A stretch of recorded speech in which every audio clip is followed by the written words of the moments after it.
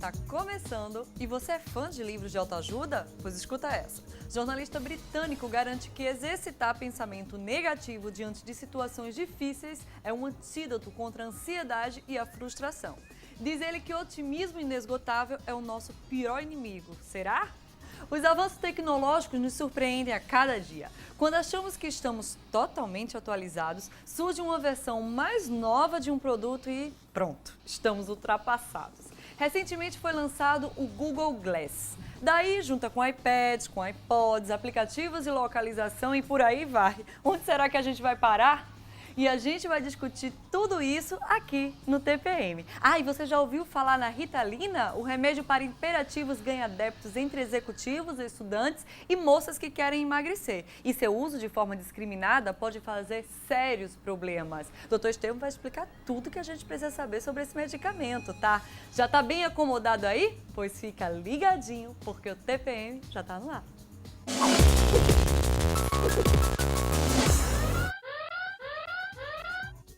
Atualmente, com a larga oferta de livros de autoajuda, somos treinados a exercer o pensamento positivo e acreditar que tudo sempre terminará bem.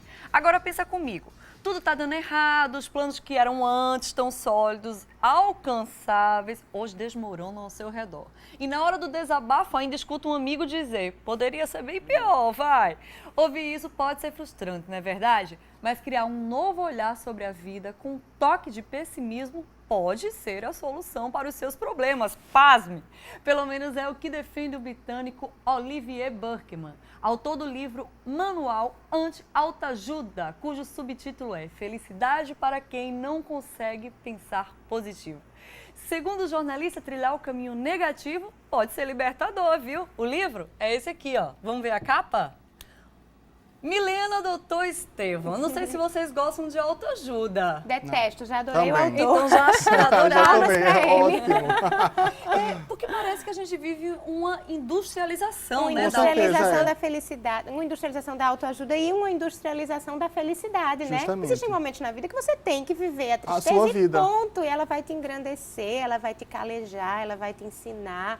Mas a autoajuda parece que quer maquiar tudo, né, É, Estevam? maquiar é fingir, né? Alguma coisa que você está precisando de algo que você realmente, você mesmo tem condições de resolver seus problemas. Você não é sempre depender, serve como uma muleta, né? Sempre dependendo de alguma coisa. Ah, livro de autoajuda tal, livro de autoajuda aquele outro, que vai lendo, e ela não está se ajudando. E o pior desse tipo de autor é porque eles chegam com uma ideia como se fosse inovadora, como se fosse o boom, pegam o leitor pela carência, isso. quando na verdade eles estão repetindo O que que outros está nos falaram já clássicos, geralmente o que está no budismo, o que está em São Francisco de Assis. Isso. E a criatura, ela se priva de gastar aquele tempo lendo os clássicos, lendo as teorias realmente enraizadas e vai E se prende a para uma isso coisa. aqui, com a capa colorida. É porque, na verdade, o maior público que consome livros autoajuda é um público que não tem o costume de ler outras categorias de livro, né? Se foca em autoajuda. Acho que até por isso que virou uma verdadeira indústria, Uma né? indústria E os gigantesca, autores fazem né? tanto sucesso, né? Agora, realmente, sempre repetem a mesma mesma coisa, máxima. Sempre repetem a mesma máxima. E eu acho que dentro da linha de autoajuda,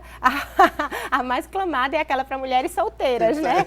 Homens são de Marte, mulheres são de Vênus. Tudo que uma mulher, não sei o que, precisa saber sobre um homem, não sei o que lá. Homens minha gostam de gente. mulheres que gostam de si mesmas. É. E sempre são as mesmas máximas, assim. E é engraçado, porque quando você lê esse tipo de livro e você fixa sua vida nisso, que muita gente faz isso, até cita durante conversas, é que você não pode ter o direito de ser otimista em algum momento, de sofrer, De né, ser com alguma pessimista. perda, de ser pessimista, você já é criticado, não, pensa positivo. E esse autor, né, esse britânico, eu acho até que ele foi muito feliz, né, nessas palavras, né, que a gente pode se frustrar, a gente pode sofrer. Aliás, a gente deve sofrer, né? A gente deve. Nietzsche já dizia, ele condenava, hoje em dia é autoajuda e não autoajuda, né? Antigamente eram os idealistas contra os realistas e Nietzsche já dizia que o ser humano, ele cria o ideal para fugir do real, para negar o real, né? E é bem isso, você tem que encarar o problema de frente, encarar a realidade. Por que eu não estou arranjando um namorado? Não é porque eu estou chata, é porque eu estou azeda. Vamos lá, não vamos maquiar e dizer que é porque o homem vem de Marte e eu moro em Vênus. Não, mora todo mundo na Terra. Vamos olhar aqui qual é o problema. E porque eu não posso sofrer sofrer, Com por que que eu não certeza. posso falar, não, isso aí tá tão Isso- difícil de conseguir, qual o problema? Ninguém É. pode me sacrificar por Aham. isso, não é verdade? É sempre estar em busca de uma muleta para tentar justificar, né, a frustração. Consultório médico funciona muito como Funciona consultório muito, psicológico, lógico, né, Estevam? Eu acho que justamente, com o Estevam, que é carismático, então a Não, criatura chega e justamente, diz, que as consultas longas a abafa. gente consegue entender o que vem por trás de uma obesidade, o que vem por trás de uma série de outros problemas que está justamente na cabeça. Enquanto ela não resolve aquele problema, não vai ter o corpo que deseja, não vai conseguir a disposição que ela quer. Então, acho que varia muito isso. Tem que ela se autoconhecer. Eu acho que para as mulheres valia, ao invés desses manuais de como fisgar um homem, como saber disso para parecer aquilo, valeria um manual dos Viver só que- hormônios, porque a gente vive escrava dos hormônios, Hormônios, Estevam. Ó, fica a dica, lança aí o manual dos Os hormônios. hormônios, é. O que é que vai para cima na TPM, o que é que vai para baixo.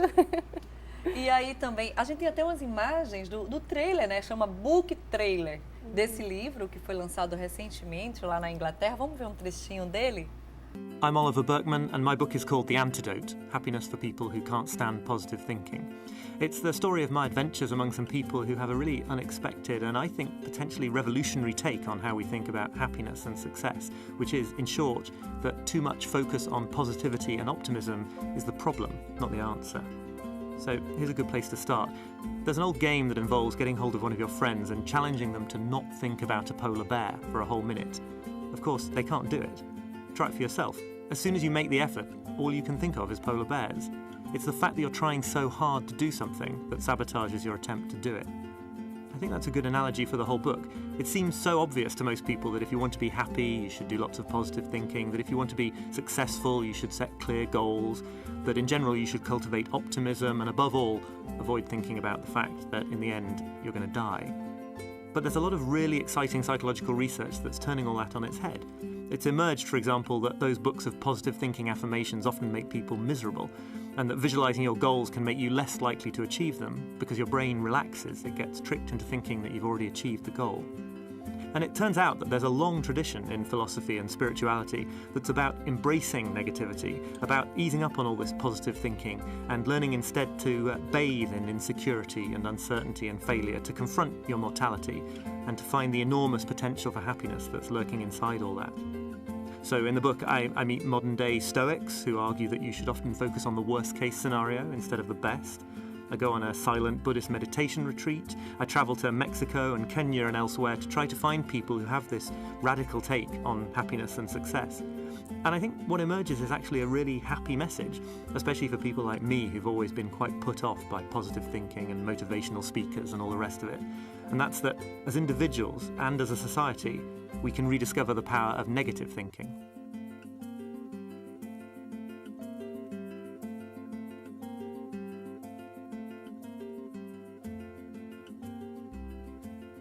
É uma frase engraçada, né? O Sabe? poder da A negatividade. negatividade, Abre margem Mas para faz muito interpretações sentido, loucas. né, pela Faz. explicação que ele deu, porque quando a gente só pensa positivo, Não cogita. É, qualquer não tem coisa você- frustra a gente. Não, e você não se Qualquer- prepara para os erros, né? É até químico no corpo humano. Que Quando você está com medo, você fica mais alerta. Então você já Fica mais preparado, fisicamente né? você já fica mais preparado, né? Já É, cogita. porque quando você estabelece, ele no livro, eu li alguns trechos, ele fala justamente, ele faz essa crítica pegando trechos de livros, né? Os 5 passos para a felicidade, antes disso, faça aquilo.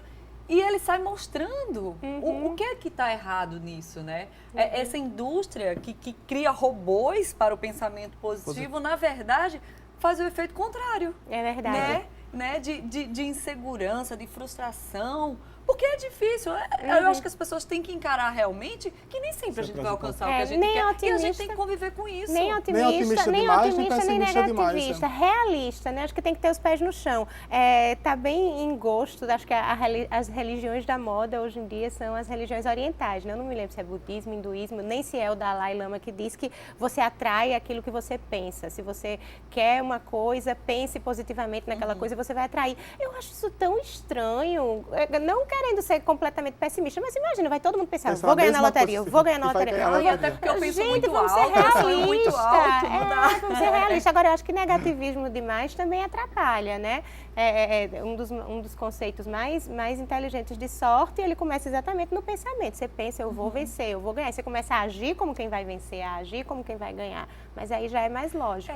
Bom, minha opinião é que você tem que tratar traçar o seu objetivo, seguir aquilo, pensamento positivo e em frente. Bom, pensamento positivo sempre é muito bem-vindo, mas cuidado, tudo em excesso não é muito bom, como defende aí o Oliver, né? Oliver Isso. Buckman. Se você se interessou, quer ler um pouquinho mais, procura os livros, ele já está à venda nas livrarias brasileiras. É super interessante e faz essa crítica mesmo a essa sociedade positivista em relação ao pensamento que a gente vive, tá? Aí você não vai se sentir tão peixe fora d'água quando você pensar negativo, não tem problema não. Ó, no próximo bloco a gente volta já com outro tema. Você já ouviu falar sobre o Google Glasses? A nova ferramenta tecnológica surge no mercado e nos faz pensar sobre qual o limite para a tecnologia. No próximo bloco falaremos um pouco mais sobre isso, tá? Então não sai daí não.